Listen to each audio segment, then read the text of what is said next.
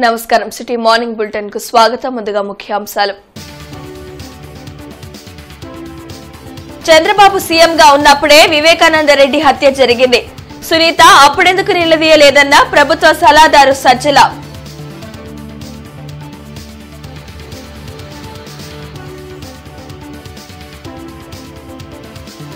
తప్పుడు కేసులు, అక్రమ అరెస్టులతో నా కుటుంబాన్ని అడ్డుకోలేరు. సీఎం జగన్ వ్యవహారి సరికాదన్న మాజీ మంత్రి ప్రత్తిపాటి పుల్లారావు.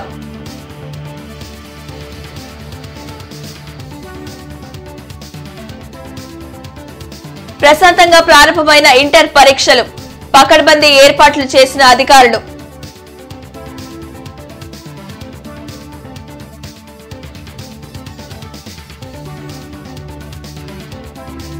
ప్రత్యేక హోదా సాధనలో సీఎం జగన్ వైఫల్యం, మండిపడ్డ ప్రత్యేక హోదా విభజన హామీల సమితి.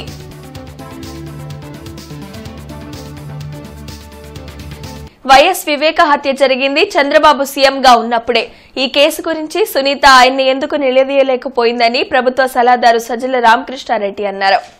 వెలగపూడి సచివాలయంలో రాష్ట్ర ప్రభుత్వ సలహాదారు సజ్జల రామకృష్ణారెడ్డి మీడియాతో మాట్లాడారు. వైఎస్ వివేకానందరెడ్డి ఎమ్మెల్సీగా ఓడిపోవడానికి కారణం చంద్రబాబు, బీటెక్ రవి కాదా అని ప్రశ్నించారు. సునీత తన ముసుగు తీసేసిందని, ఆమె ఎవరి ప్రతినిధో తెలిసిపోయిందని అన్నారు. సునీత మాటల వెనుక కుట్ర ఉందన్న సజ్జల, ఆమె వెనుక ఎవరు ఉన్నారో అందరికీ తెలుసని తెలిపారు. వైసీపీ అభ్యర్థులు గూండాలు, స్మగ్లర్లు అయితే ఇక్కడి నుండి వెళ్లిన వారిని చంద్రబాబు ఎందుకు తీసుకుంటున్నారో చెప్పాలన్నారు. తాడేపల్లిగూడెం సభ అట్ట ఫ్లాప్ అయిందని, పవన్ 24 సీట్లను 240 సీట్లు అనుకుంటున్నట్టు ఉన్నారని ఎద్దేవా చేశారు. చంద్రబాబు నాయుడుకు, ఆంధ్రజ్యోతి రాధాకృష్ణకు, లోకేష్కు, రఘురామరాజుకు ఏ పేర్లు అయితే ఆమె చెప్తూ వచ్చిందో ఇవన్నీ వాళ్ళందరికీ ఆమె కృతజ్ఞతలు చెప్పడం ద్వారా ఇన్నాళ్ళు ఒక ముసుగు అయితే ఏదైతే వేసుకొని నడుస్తున్నదో అది తీసేసి మేము ముందు నుంచి ఏం చెప్తున్నామో, ఎవరు నడుపుతున్నారో ఇదంతా, ఆమె ఎవరి చేతిలో పావుగా ఉన్నారో, ఏ చంద్రబాబు నాయుడు గారి చేతిలో పావుగా ఉండి ఎట్లా ఆడుతున్నారో అదంతా నిజమని చెప్పి ఆమె ఈరోజు వాళ్ళకి థ్యాంక్స్ చెప్పడం ద్వారా, అలాగే జగన్మోహన్ రెడ్డి గారి మీద విషం కక్కడం ద్వారా, అవినాష్ గారి మీద జగన్మోహన్ రెడ్డి గారి మీద విషం కక్కడం ద్వారా తను ఎవరికి ప్రాతినిధ్యం వహిస్తున్నారో, ఎవరు ప్రతినిధిగా మాట్లాడుతున్నారో, ఎవరు ప్రతినిధిగా ఇన్నాళ్ళు తప్పుడు ఇవి చేసుకుంటూ కేసు బిల్డ్ చేస్తూ ప్రయత్నం చేస్తూ వచ్చారు. అదంతా కూడా ఈరోజు బయటపడి అవన్నీ చంద్రబాబు పలికించే చిలక పలుకులు అనడానికి ఇంతకంటే ఏం ఆధారం కావాలి. తర్వాత మే 30 వరకు కూడా ఆ ప్రభుత్వమే ఉంది, ఆమె మాటల్లోనే ఉంది. హత్య కేసు జనరల్గా వారం రోజుల్లో తేలిపోతుంది. మరి ఎందుకు తేల్చాలి చంద్రబాబు నాయుడు? ఈమె మిత్రుడే కదా, ఎవరికైతే థ్యాంక్స్ చెప్తుందో ఆయనే కదా ఆ రోజు అధికారంలో ఉన్నది. మరి వాళ్ళంతా గుండాలు వాళ్ళైతే వాళ్ళు పోగానే బయటికి పోగానే స్వచ్ఛమైన వాళ్ళు అయినారేమో ఆయనే చెప్పాలి, లేదా జనసేనలో తీసుకుంటున్న వాళ్ళు చెప్పాలి. అదేదో సినిమాలో ఉంది, భాష ఒకసారి చెప్తే 100 సార్లు అన్నట్టు. ఈయన 24 సీట్లు అంటే 240 అనుకుంటే ముందు పోటీ పెట్టడానికి ఆయన లేదని, ఆయనేమో పక్క మాకు శక్తి ఉందా, మనకు కార్యకర్తలు మనకున్నారా, బూత్ స్థాయిలో వీళ్ళందరికీ భోజనాలు పెట్టాలి కదా, దానికి డబ్బులు ఉన్నాయా, టీడీపీతో పోటీ పడగలమా అని అన్న వ్యక్తి 24 సీట్లు గెలిచేవి చూస్తారని చెప్పి జగనన్న విద్యా దీవెన 2023-24కు తొలి విడత నిధులను లబ్ధిదారుల ఖాతాల్లో సీఎం జగన్ కృష్ణా జిల్లా పామర్రు నుంచి జమ చేశారు. జిల్లా కలెక్టర్ నుంచి వర్చువల్ గా కలెక్టర్ వేణుగోపాల్ రెడ్డితో పాటు పలువురు ప్రజాప్రతినిధులు పాల్గొన్నారు.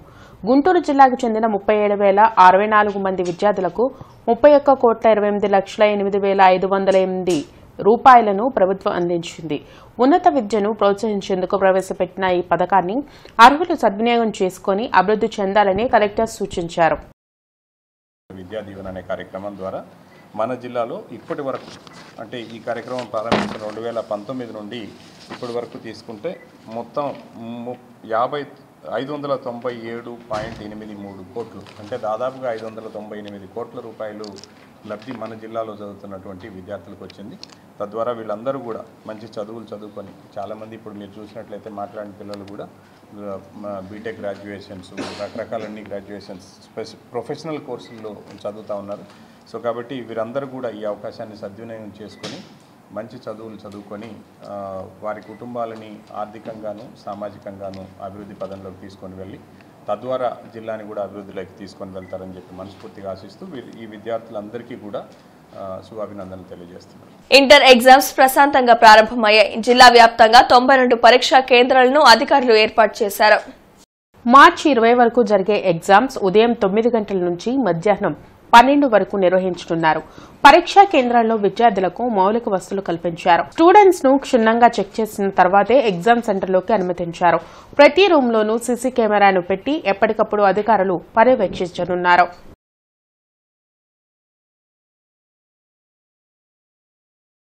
తప్పుడు కేసులు, అక్రమ అరెస్టులతో సీఎం జగన్ నన్ను, నా కుటుంబాన్ని అడ్డుకోలేరని మాజీ మంత్రి ప్రత్తిపాటి పుల్లారావు అన్నారు. చిలకలూరిపేటలో తాను గెలవబోతుండటంతో తన కుమారుడిపై తప్పుడు కేసులు పెట్టించి జైలుకు పంపారని మాజీ మంత్రి ప్రత్తిపాటి పుల్లారావు అన్నారు. మంగళగిరిలోని టీడీపీ కేంద్ర కార్యాలయంలో మాజీ మంత్రి కొల్లు రవీందర్తో కలిసి పుల్లారావు మీడియాతో మాట్లాడారు. జగన్ ప్రేరేపిత ఉగ్రవాదానికి డీఆర్ఐ వ్యవహరిస్తున్న తీరే నిదర్శనమన్నారు. ప్రజల్లో ఉండే తనను రాజకీయంగా ఎదుర్కోలేకనే ఇలాంటి నీతిమాలిన చర్యలకు పాల్పడుతున్నారని పేర్కొన్నారు. నాకు టికెట్ ప్రకటించిన 24 గంటల్లో నా కుమారుడిపై కేసు పెట్టారు. 24 గంటలు తిరక్కముందే కుమారుడి మీద, కుటుంబ సభ్యులందరి మీద కేసు పెట్టారు. AP state director of revenue intelligence ఎవరి ఆధీనంలో ఉంది? ప్రభుత్వానికి సంబంధం లేకుండా రెవెన్యూ ఇంటెలిజెన్స్ సృష్టించి ఎందుకోసం, ఎవరిని ఇబ్బంది పెట్టడానికి? ప్రభుత్వ ప్రేరేపిత ఉగ్రవాదానికి నా కుమారుడిపై పెట్టిన కేసు డిఆర్ఐ వ్యవస్థ రూపకల్పనే సాక్ష్యం. వ్యవస్థలను విచ్ఛిన్నం చేసి తన వికృత చేష్టలకి జగన్మోహన్ రెడ్డి ప్రభుత్వ యంత్రాంగాన్ని వాడుకుంటున్నారు. జగన్ రెడ్డి చేస్తున్నటువంటి కుట్రలు, కుతంత్రాలు తెలుగుదేశం పార్టీ నా ఆత్మస్థైర్యాన్ని, చిలకలూరుపేట విజయాన్ని దెబ్బతీయలేవు. జగన్మోహన్ రెడ్డి తెలుసుకోవాల్సినటువంటి విషయాలు. ఎందుకంటే చిలకలూరుపేటలో ఎదుర్కోలేక, చిలకలూరుపేటలో విజయం వన్ సైడ్ ఉందనేటువంటి తట్టుకోలేక నా కుమారుడిపై, కుటుంబ సభ్యులపై బురద జల్లటమే ధ్యేయంగా పెట్టుకున్నటువంటి ఈ డిఆర్ఐ కుట్ర కేసు. రాష్ట్రానికి ప్రత్యేక హోదా సాధించడంలో ముఖ్యమంత్రి వైఎస్ జగన్మోహన్ రెడ్డి విఫలమయ్యారని రాష్ట్రానికి ప్రత్యేక హోదా విభజన హామీల సమితి మండిపడింది. ప్రత్యేక హోదా కోసం తాడేపల్లిలోని సీఎం క్యాంప్ కార్యాలయం ముట్టడికి నేతలు యత్నించారు. సమితి నేత చలసాని శ్రీనివాస్, జై భారత్ పార్టీ అధ్యక్షులు లక్ష్మీనారాయణ తదితరులు పాల్గొన్నారు. అలర్ట్ అయిన పోలీసులు ఆందోళనకారులను అడ్డుకుని మంగళగిరి పోలీస్ స్టేషన్కు తరలించారు.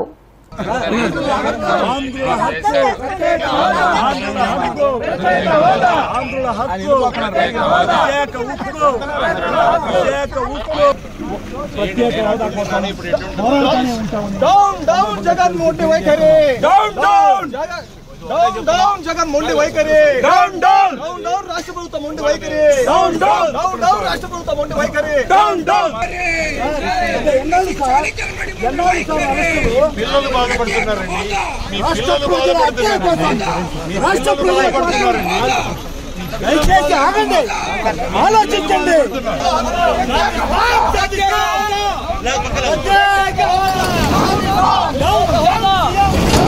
ఈ రోజు చంద్రబాబు సమక్షంలో లావు శ్రీకృష్ణ దేవరాయలు టీడీపీలో చేరనున్నారు. గురజాల్లో నిర్వహించే రాకాదల్రా సభలో తాను టీడీపీలో చేరనున్నట్లు శ్రీకృష్ణదేవరాయలు తెలిపారు. గుంటూరులో శ్రీకృష్ణదేవరాయలు మీడియాతో మాట్లాడారు. పల్నాడు ప్రజలు ఇప్పటి వరకు ఇచ్చిన అండను అలాగే భవిష్యత్తులో కూడా కొనసాగించాలని కోరారు. దాచేపల్లిలో జరగబోయే రాకాదల్రా మీటింగ్లో చంద్రబాబు గారి సమక్షంలో నేను పార్టీలో చేరుతా ఉన్నాను. ఇప్పటిదాకా నన్ను ఎలాగైతే పల్నాడు ప్రజలు ఆశీర్వదించారో అదేవిధంగా ఈ జర్నీలో కూడా పల్నాడు ప్రజలందరూ కూడా నన్ను ఆశీర్వదించాలని చెప్పి మనస్ఫూర్తిగా కోరుకుంటాను, ఆశీర్వదిస్తారని చెప్పి నేను అనుకుంటా ఉన్నాను. ఈ సభని పెద్ద ఎత్తున పల్నాడు ప్రజలందరూ కూడా వచ్చి విజయవంతం చేయాలని చెప్పి కోరుకుంటా ఉన్నాను. గుంటూరుకు చెందిన ప్రముఖ క్లినికల్ కార్డియాలజిస్ట్ డాక్టర్ సిఎస్ రావుకి జాతీయ సమైక్యత అవార్డు దక్కింది. ఇందులో భాగంగా ఓ హోటల్లో ఏర్పాటు చేసిన ప్రత్యేక కార్యక్రమంలో Andhra Pradesh pharmacy council register William Carey మరియు ఆస్పా భారత్ జాతీయ ఉపాధ్యక్షులు ఆక్యుపంచరిస్ట్ డాక్టర్ ముంజంపల్లి శివకుమార్, పలువురు ప్రముఖులు డాక్టర్ సిఎస్ రావును ఘనంగా సన్మానించారు. వివిధ రంగాల్లో విశేష సేవలు అందిస్తున్న రాష్ట్రంలోని పలువురికి వారి సేవలను గుర్తించి వారికి అవార్డులను అందజేశారు. లలిత హాస్పిటల్లో క్లినికల్ కార్డియాలజిస్టుగా పనిచేస్తూ సామాజిక ఆరోగ్య వ్యవస్థ అయిన ఆరోగ్యశ్రీలో ప్రముఖ పాత్ర పోషిస్తూ ఎందరో హృద్రోగులకు ప్రేమతో కూడిన వైద్యం అందిస్తున్నారని, వైద్య విధానంలో ప్రేమ మార్పుల కోసం NABH సంస్థ నిపుణుగా తోటి వైద్య సిబ్బంది యాజమాన్యానికి వైద్య సహకారం కోరేవారికి ఉత్తమ సేవలు అందిస్తున్న డాక్టర్ సిఎస్ రావు అవార్డు పొందినందుకు బహుజన సేవా సభ్యులు హర్షం వ్యక్తం చేశారు. ఏటుకూరు వద్ద జాతీయ రహదారిపై ఘోర రోడ్డు ప్రమాదం జరిగింది. ట్రాక్టర్ను కారు ఢీకొనడంతో ముగ్గురు స్పాట్లోనే మృతి చెందగా మరో ముగ్గురు తీవ్రంగా గాయపడడంతో జీజీహెచ్లో చికిత్స అందిస్తున్నారు. క్షతగాత్రులను టీడీపీ నాయకులు డాక్టర్ పెమ్మసాని చంద్రశేఖర్, నసీర్, డేగల ప్రభాకర్, కనపతి శ్రీనివాస్ తదితరులు పరామర్శించారు. బాధితులకు డాక్టర్ పెమ్మసాని ఆర్థిక సాయం అందించారు. మృతుల కుటుంబాలకు టీడీపీ అన్ని విధాల అండగా ఉంటుందని నేతలు తెలిపారు. కార్యకర్తలు, తెలుగుదేశం పార్టీ కార్యకర్తలంటే మాకు కుటుంబ సభ్యులతో సమానం. అలాంటి వారు చనిపోవటం, అదేవిధంగా ఇద్దరు హాస్పిటల్లో ఉండటం అనేది చాలా విషాదకరం.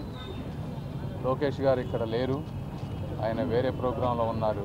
వారి తరపున, తెలుగుదేశం పార్టీ తరపున మేము వచ్చి మాకు చేయగలిగినటువంటి ఆర్థిక సహాయం ఈరోజు చేశాం. ఇంకా అవసరమైతే తెలుగుదేశం పార్టీ తరపున మేము ఆదుకుంటామని తెలుపుకుంటూ సెలవు తీసుకుంటున్నాం. ప్రమాదం చాలా దురదృష్టకరం. తెలుసుకున్నటువంటి వెంటనే లోకేష్ గారు, అలాగే మా తెలుగుదేశం పార్టీ పార్లమెంట్ అభ్యర్థిగా పోటీ చేయబోతున్నటువంటి పెద్దలు డాక్టర్ పెమ్మసాని చంద్రశేఖర్ గారు వెంటనే తెలుగుదేశం పార్టీ కుటుంబ సభ్యులను ఆదుకోవడానికి వెంటనే వచ్చి వారికి ఆర్థిక సహాయం చేయడంతో పాటు వాళ్ళకి జరుగుతున్నటువంటి ట్రీట్మెంట్, అలాగే వాళ్ళ కుటుంబ సభ్యుల్ని ఓదార్చేటువంటి కార్యక్రమాన్ని చేయడం నిజంగా తెలుగుదేశం పార్టీ కుటుంబ సభ్యులందరికీ కూడా ఇటువంటి నాయకులు దొరకడం అదృష్టంగా భావిస్తూ, తప్పకుండా ఎవరైతే క్షతగాత్రులు ఉన్నారో, చనిపోయినటువంటి కుటుంబ సభ్యులు ఉన్నారో వారందరికీ కూడా తెలుగుదేశం పార్టీ అలాగే పెమ్మసాని చంద్రశేఖర్ గారు పూర్తిగా అండగా ఉంటారని చెప్పి ఈ సందర్భంగా తెలియజేస్తూ మృతి చెందిన వారందరికీ కూడా వారి కుటుంబ సభ్యులకి సానుభూతి తెలుపుతా ఉన్నాం. సందేశ్ ఖాళీలో మహిళలపై జరుగుతున్న దాడులకు వ్యతిరేకంగా బీజేపీ మహాధర్నా చేపట్టింది. కలెక్టరేట్ వద్ద నిర్వహించిన ధర్నాలో పార్టీ నాయకులు జయప్రకాష్ నారాయణ, నరేంద్ర కుమార్, ఇతర నాయకులు పాల్గొని మమతా బెనర్జీకి వ్యతిరేకంగా నినాదాలు చేశారు. మహిళలపై అరాచకంగా దాడులు చేస్తున్న సీఎం మమతా బెనర్జీ నిందితులకు అండగా నిలవడం సిగ్గుచేటన్నారు. బాధితులకు న్యాయం చేయకుంటే పోరాటాన్ని బీజేపీ తీవ్రతరం చేస్తుందని హెచ్చరించారు. ఈ దేశానికి అత్యుత్తరమైన సీట్ ఏదైనా ఉందంటే అది రాష్ట్రపతి. ఆ రాష్ట్రపతి పీఠం మీద కూడా ముర్ముని గారిని కూర్చోబెట్టి మహిళల పట్ల భారతీయ జనతా పార్టీకి ఉన్న గౌరవాన్ని తెలియజేస్తుంటే, ఈ యొక్క పశ్చిమ బెంగాల్లో మమకారం లేని, మహిళల పట్ల మమకారం లేని మమతా బెనర్జీ మహిళల్ని తిట్టుతూ, మహిళల పట్ల అసభ్యకరంగా మాట్లాడుతూ తన ఒక మహిళ అనే మాట కూడా మర్చిపోవడం మేము భారతీయ జనతా పార్టీ తరఫున తీవ్రంగా ఖండిస్తున్నాం.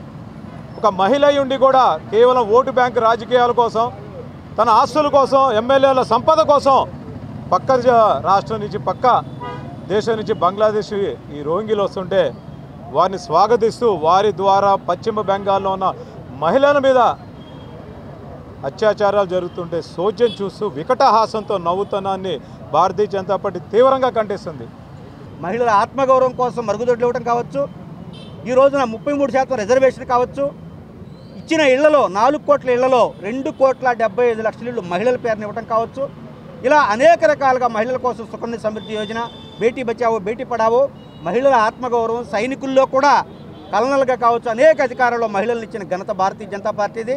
ప్రతి మహిళ ఆలోచించండి, ఇక్కడున్న వైఎస్పీపీ కూడా దానికేం తక్కువేం కాదు. మన ఈ మధ్య బాపట్లలో ఒక బీసీ బిడ్డ మీద అరాచకం చేయబోతే వాళ్ళ తమ్ముడు అడ్డపడ్డాడని పెట్రోల్తో తగలబెట్టిన ఘనత ఈ వైసీపీ ప్రభుత్వం కూడా. ఈ ప్రాంతీయ పార్టీలటువంటి అరాచక ప్రభుత్వాలు పోవాలి. భారతీయ జనతా పార్టీ ప్రజలు ఆశీర్వదించి పిల్లల, మహిళల దేశ రక్షణ కాపాడాలని చెప్పి కోరుకుంటున్నాం. ప్రతిపాటి పుల్లారావు కుమారుడు శరత్ ను అరెస్ట్ చేయడం దుర్మార్గమైన చర్య అని జిల్లా పార్టీ అధ్యక్షులు తెనాలి శ్రావణ్ కుమార్, దాసరి రాజా మాస్టారు ఆగ్రహం వ్యక్తం చేశారు.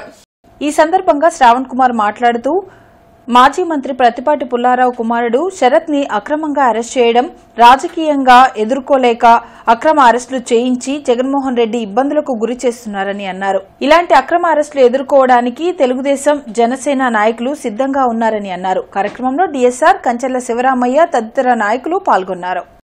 రాష్ట్ర వ్యాప్తంగా చర్చించుకుంటున్న అంశం ఏంటంటే, ఎన్నికల నోటిఫికేషన్ వచ్చే వరకు తెలుగుదేశాన్ని పోలీసు యంత్రాంగంలోని కొంతమంది ఆఫీసర్లు టార్గెట్ చేసి వారిని ఇబ్బందులు పెట్టి పోటీ నుంచి నిష్క్రమించే రకంగా మానసికంగా ఒత్తిళ్లకు గురి చేయాలని చూస్తున్నట్టుగా రాష్ట్రంలోని విఘ్నులందరూ ఆలోచిస్తూ ఉన్నారు. జగన్మోహన్ రెడ్డి గారు ఆ పార్టీ పిచ్చి భ్రమల్లో ఊహల్లో ఉన్నట్టుగా అర్థమవుతుంది. ఎందుకంటే తెలుగుదేశం పార్టీ నాయకులు కానీ కార్యకర్తలు కానీ మీ యొక్క దీనికి భయపడిపోతారో, మీ అధికారానికి దాసోహం అంటారో అనే ఒక భ్రమ ఏదైతే ఉందో దాన్ని మీరు తొలగించుకోవాలని కోరుతా ఉన్నాను. ఎందుకంటే ఎవరు కూడా భయపడేవాళ్ళు లేరు. ప్రమాణ స్వీకారం రోజు ఆయన చెప్పినటువంటి మాట ఒక్క సెకండ్ కూడా తిరిగి పునరాలోచించే పరిస్థితి లేడు. ముఖ్యమంత్రి అంటే ఎలా ఉంటాను, ముఖ్యమంత్రి అంటే ఇలా ఉంటాను, 6 నెలల్లో ఈ ఆంధ్రప్రదేశ్ రాష్ట్రానికి దిశానిర్దేశం చేస్తానని చెప్పినటువంటి జగన్మోహన్ రెడ్డి గారు ఆనాటి నుంచి ఈనాటి వరకు విధ్వంసం, దోచుకోవటం, దాచుకోవటం ఈ మూడే ఎజెండాగా పనిచేస్తున్నటువంటి అంశం జగమెరిగిన సత్యం. ముఖ్యంగా ఎన్నికల కోడ్ రావడానికి ముందుగానే తెలుగుదేశం పార్టీలో క్రియాశీలకంగా ఉన్నటువంటి ఒక 20-25 మందిని టార్గెట్ చేసినట్టుగా కొద్దిమంది మీడియా సోదరుల ద్వారా తెలిసినటువంటి అంశం.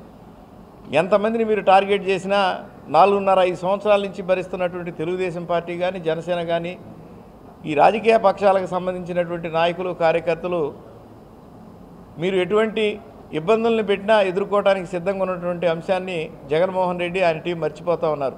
ఈ రోజు నగరంలోని పాండురంగాపురం, బాలాజీ నగర్, మల్లికార్జునపేట, బ్రాడీపేట నగరాలు, వేళాంగిని నగర్ తదితర ప్రాంతాల్లో ఉదయం 9 గంటల నుండి మధ్యాహ్నం 1:30 వరకు విద్యుత్ అంతరాయం ఉంటుందని డీఈఈ సుబ్బారాయుడు తెలియజేశారు. కావున ప్రజలు దీనిని గమనించి సహకరించవలసిందిగా వారు కోరారు. ఈ వార్త ఇంతటితో సమాప్తం. నమస్కారం.